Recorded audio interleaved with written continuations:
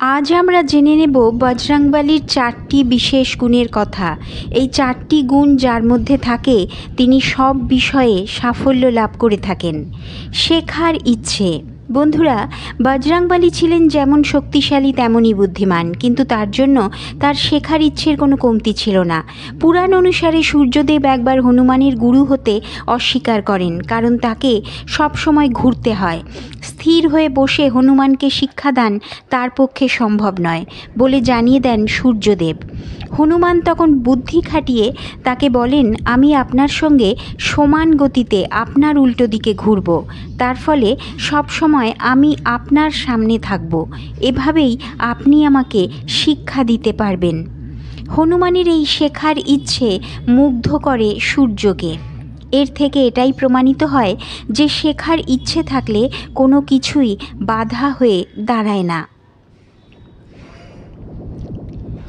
লক্ষ্য অর্জনের জন্য মাথা নোয়ানো।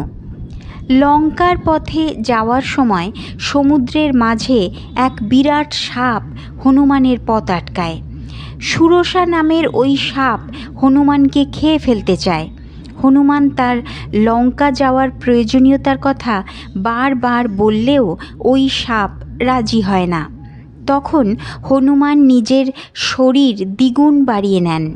তাকে গেলার জন্য ওই মন্ত্রপুত সাপও নিজের শরীর বাড়িয়ে নেয়। কেশরীনন্দন বুঝতে পারেন যে সুরসার অহংকারই তার জন্য সবচেয়ে বড়। সেই সময় নিজের শরীর একদম ছোট করে নিয়ে ওই সাপের মুখগহ্বর থেকে বেরিয়ে আসেন হনুমান।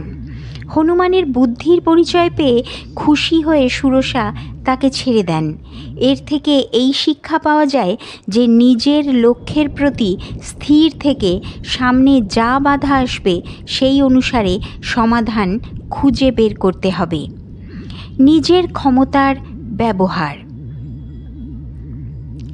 লঙ্কায় সীতার সামনে একদম ক্ষুদ্র চেহারায় উপস্থিত হয়েছিলেন হনুমান, কারণ এখানে তিনি একজন পুত্রের ভূমিকা পালন করতে এসেছেন এবং লঙ্কা সম্পর্কে সব রকম খবর তার সংগ্রহ করা জরুরি।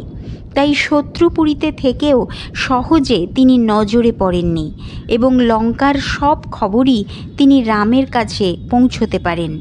কিন্তু যখন প্রয়োজন পড়ে তিনি রাক্ষসদের বিনাশ করতে উদ্যত হন। তাই যেখানে প্রয়োজন সেখানে নিজের ক্ষমতার ব্যবহার বজরংবলীর থেকেই শেখা উচিত। দক্ষ পরিকল্পনা। লঙ্কা পৌঁছানোর আগে সেখানে গিয়ে কী করবেন তার পরিপূর্ণ পরিকল্পনা হনুমান করে ফেলেছিলেন।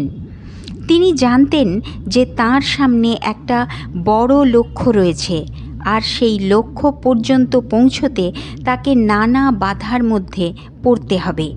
সেই পরিস্থিতিতে তিনি রাক্ষসদের মধ্যে থেকে বিভীষণের মতো একজন সজ্জন মানুষকে খুঁজে বের করেন, তার সঙ্গে বন্ধুত্ব করেন।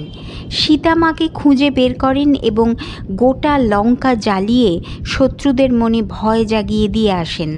তার দক্ষ পরিকল্পনাই সব কাজ সুচারুভাবে সম্পন্ন করেছিল।